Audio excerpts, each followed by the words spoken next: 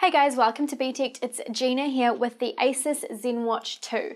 Now I am going to review the ZenWatch 2, but before I do, I'm just going to ask every one of you to subscribe to the channel if you haven't already.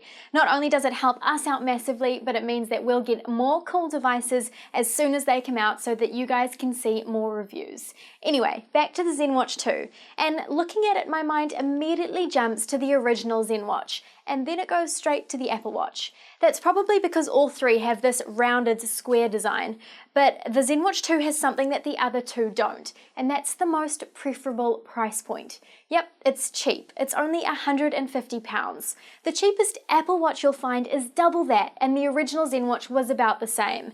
So it's got the value in the bag, but what else does it have? Well, it is a chunky thing. It's 10.9mm thick, and the face itself is 49.7 by 40.6mm. It's also relatively heavy too, although once it was on my wrist, I quickly forgot about the extra weight. There's a huge bezel on this thing. A friend actually asked me if I was wearing a TV on my wrist, and I can see her point. The black border feels like quite the throwback. As for the leather strap, it feels like plastic, although there are 18 different straps available, so you'll probably find one that you like. The watch itself is stainless steel. We have a gunmetal grey colour, but it also comes in silver or rose gold. Ours has a really nice rose gold crown on the side, which adds some elegance. Tap the crown button and it takes you home, hold it down and it takes you to the applications. The AMOLED display has a 278 pixel per inch pixel density, and the colours are nice and deep, although the picture is a little bit bitty with occasional pixels cropping up.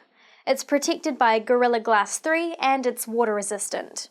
It's running on Android, so it does everything that you've come to expect from an Android Wear device. It's a notification center, you can reply to your emails, it's got a few applications, that sort of thing.